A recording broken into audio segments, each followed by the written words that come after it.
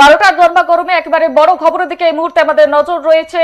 দিল্লির যন্তর মন্তরে আন্দোলনরত ছাত্রছাত্রীদের ওপর পুলিশের বল প্রয়োগ এবং দমন পীড়নের প্রতিবাদে সরব হলো বাম সংগঠনগুলি।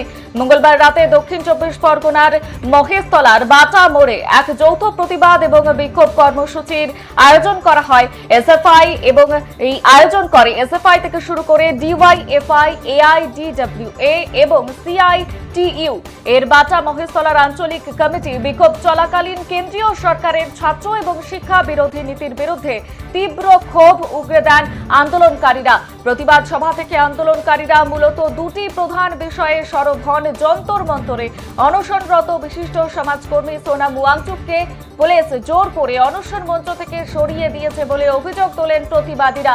নেট ইউজি পরীক্ষার প্রশ্নপত্র ফাঁস এবং ব্যাপক অনিয়মের নৈতিক দায় স্বীকার করে অবিলম্বে কেন্দ্রীয় শিক্ষামন্ত্রী ধর্মেন্দ্র প্রধানের পদত্যাগের দাবি জানানো হয়। বাটা মোড়ে বিভিন্ন সময়োপযোগী এবং প্রতিবাদী স্লোগানে মুখরিত হয়ে ওঠে গোটা এলাকা। বিক্ষোভ কর্মসূচি শেষে আন্দোলনকারীরা কেন্দ্রীয় শিক্ষামন্ত্রী ধর্মেন্দ্র প্রধানের কুশপুতুল দাহ করে। একই সঙ্গে বাম সংগঠনগুলির তরফ থেকে স্পষ্টভাবে জানিয়ে দেওয়া হয়, শিক্ষাক্ষেত্রে এমন দমন পীড়ন বন্ধ না হলে আগামী দিনে আরো তীব্র এবং বৃহত্তর গণ আন্দোলন গড়ে তোলা হবে। আক্রমণ হচ্ছে, বিভিন্ন অংশের মানুষের উপর আক্রমণ নামিয়ে আনছে।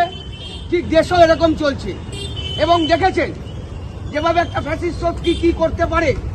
সোনাম ওয়াংচুকে যেভাবে তাকে অনশনরত অবস্থায় তুলে নিয়ে গেছে এবং তার পরবর্তী ক্ষেত্রেও আমাদের ছাত্র যুবরা চুপ থাকেনি, প্রতিবাদ করেছে এবং তারা অনশনে নেমেছে। এবং আজকেও হয়েছে। আমরা ধর্মেন্দ্র প্রধানের পদত্যাগ চাইছি, বারবার বলে এসেছি, কিন্তু মোদী সরকার নিরুত্তাপ। মোদী সরকার এর কর্ণপাত করছে না, ছেড়ে কথা বলবেও না। ছাত্র যুবরা এবং শ্রমিক মহিলা সবাই রাস্তায় নামবে।